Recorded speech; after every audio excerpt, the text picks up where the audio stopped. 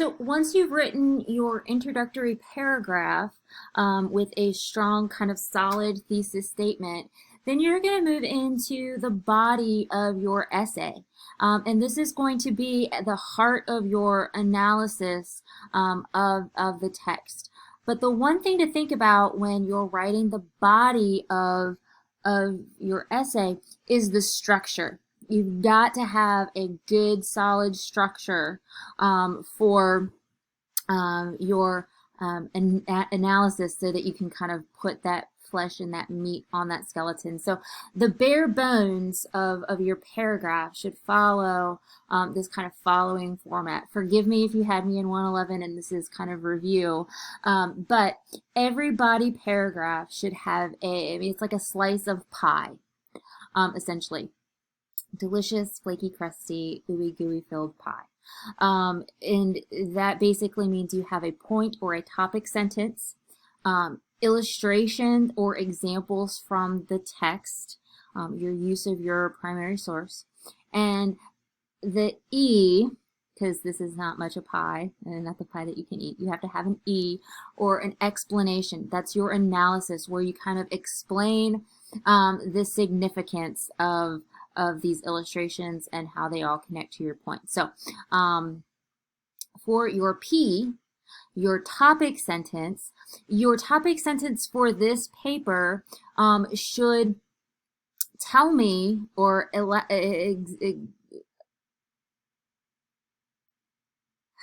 at a loss for words. What's the word that I'm looking for?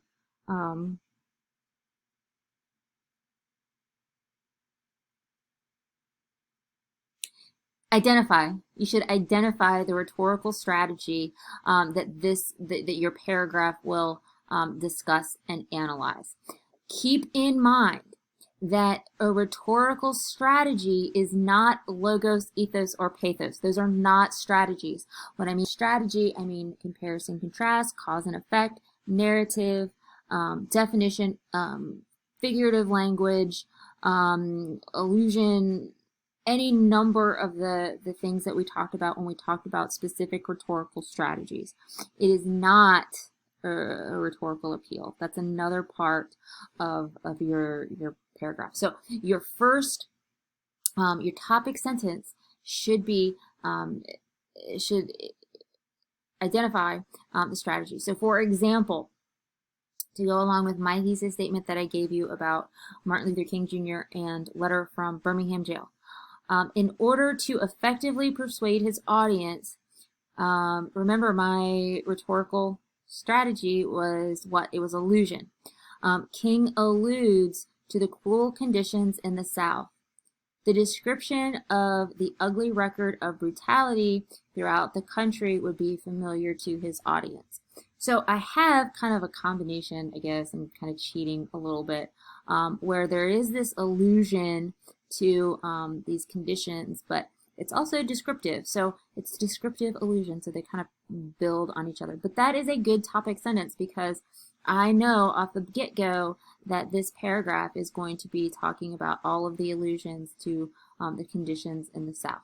So after you have your topic sentence that points out the strategy, then you can provide your illustration or your examples from the text, the use of your primary source. And guys, you have to use the source. You have to directly quote from it with beautiful integrated textual evidence. Show me that you have read, okay? That show me where you got your examples. Provide textual examples of your point. Those textual examples should be integrated where you introduce the context, provide the text or the nugget that you take exactly word for word from the text, and then explain your kind of interpretation of that text. You want to avoid giving me a plot summary or a laundry list of examples. Choose one or two strong examples of your strategy and then explain the significance, explain the so what. How does that strategy appeal to either logos, ethos, or pathos, or a combination of the three. How does the use of this technique make the argument effective? And you want to kind of avoid in falling into the trap of what explaining meaning. You're not asked to be, I'm not asking you to explain what the passage means. I'm asking you to tell me why it's effective because of how it appeals to logos, ethos, or pathos. So, your body paragraphs, the PI, the P, the point, topic sentence with the strategy, examples from the text, and then your explanation for how it appeals to either logos, ethos, or pathos is what that should be the encompassment or the embodiment of each of your body paragraphs. At the end of your body paragraph should be some sort of final thought where you link the topic, sentence, and the strategy back to the overall claim or your thesis, which is, of course, the kind of what's the overall message and how does that strategy help convey that argument. A simple breakdown of what each of your body paragraphs should look like. A topic sentence that states the rhetorical device. I'm going to change that to strategy.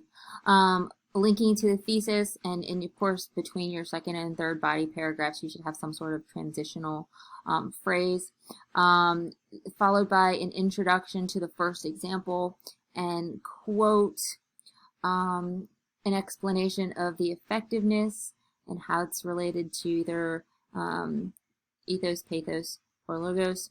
Another example from the text, and then explain how it appeals to logos, ethos, or pathos, and then connect it back to the arguments, the author's argument. How does this strategy help convey the overall message or not?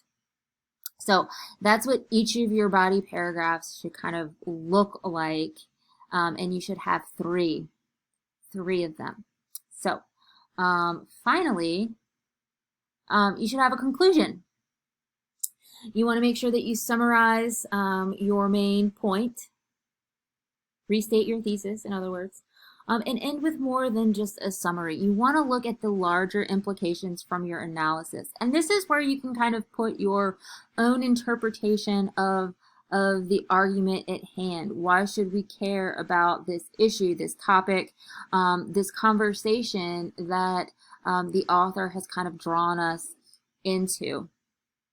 And just an FYI, avoid, and I'm not saying that has to be for every class, but it's just one of my pet peeves. Please do not begin your conclusion paragraph with "in conclusion." It's obvious it's your conclusion if it's the last paragraph. It's just a pet peeve of mine. Okay. Okay. But I'm telling you that so you guys know your audience, right? Okay, so a breakdown of your conclusion. You want to rephrase, like I said, your thesis statement. Highlight the main ideas in your analysis. Involve a brief explanation of the significance of the rhetorical strategies.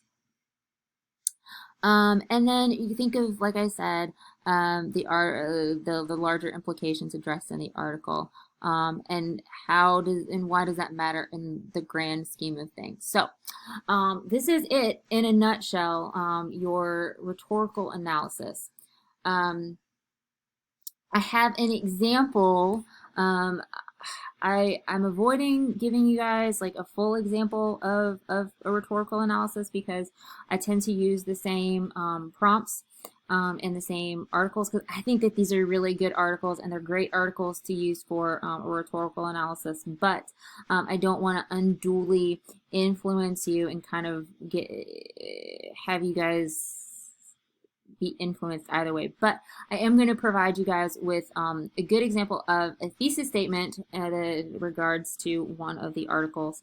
And then a paragraph, a good body paragraph that kind of really emphasizes and highlights what it is that I'll be looking for. So, a thesis statement, Kenneth Goldsmith, in Go Ahead, Waste Time on the Internet, presents a powerful argument by incorporating definition, narration, and exemplification as rhetorical strategies to effectively urge people to recognize the value of the internet in society. So if I look at this, I have my active verb, right? What does Goldsmith do? He presents a powerful argument.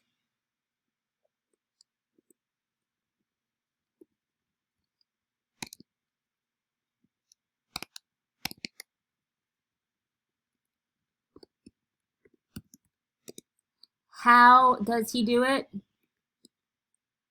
Through narration or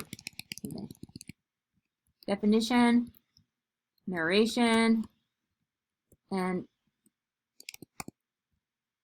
exemplification, right? Those are the rhetorical strategies, right?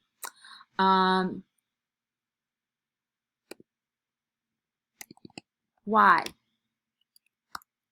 What's his argument? The internet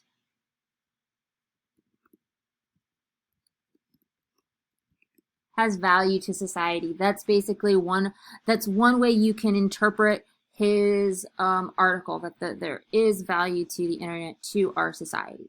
So that's a great thesis statement. It has everything I'm looking for. It's got the rhetorical strategies and the argument that he creates by using those rhetorical strategies. Well, so now that I've got my thesis statement, I can look at creating my body paragraphs. And based on my thesis statement, I know that my first real body paragraph is going to address definition. So I remember my good body paragraphs have a P, an I, and an E. Okay, so let me see if I have a good topic sentence that identifies my rhetorical strategy. Goldsmith connotatively defines the internet in ways that encourages his audience to understand his point of view. And I do have a good topic sentence here. Right, there's my topic sentence. And there is my rhetorical strategy.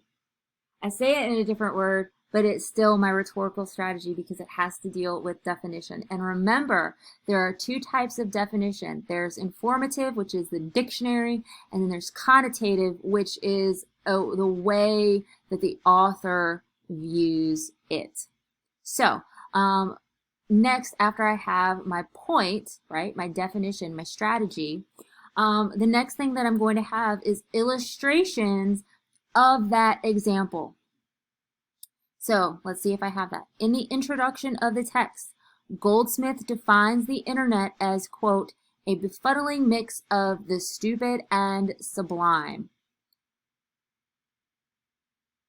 Absolutely, right? That is a connotative definition and it makes sense, right? So after I have my illustration, I've got to explain it. I've got to take the time to explain why I've chosen it and what this kind of reveals. This explanation portrays the internet as having both frivolous and sensible content. This definition clears any misconception his audience might have and paves the way for him to take his message across or put his message across, whatever. Also, Goldsmith convinces his audience that the internet is more than one thing. It's a package with unlimited opportunities. It's another example of how he's defining the internet. So, through his description of the internet, remember, I've got my textual support right here, right? And I've got my kind of interpretation of it and why that kind of definition is there. But the important part, the analysis part, is where I explain how that connects to one of my rhetorical appeals, right? And this student says, through the description of the internet, he appeals to the emotions, my pathos, of his audience. He urges them to embrace and explore the internet while using cautious alongside. Goldsmith continues to expound his argument, presenting a more detailed definition of the internet. He asserts that the internet is a shattered, contradictory, and fragmented medium. Oop, there we go again with another direct quotation. He utilizes this description to paint a different image of the internet in the mind of his readers. In this instance, he once again appeals to the emotions of his audience by causing them to feel that he also has concerns about the internet. Through the definition, he creates an atmosphere where he is able to relate to his audience, causing them to see his viewpoint as valid. Goldsmith superbly attacks both sides of the subject, which captures the attention of his audience to uphold his point of view, which is that the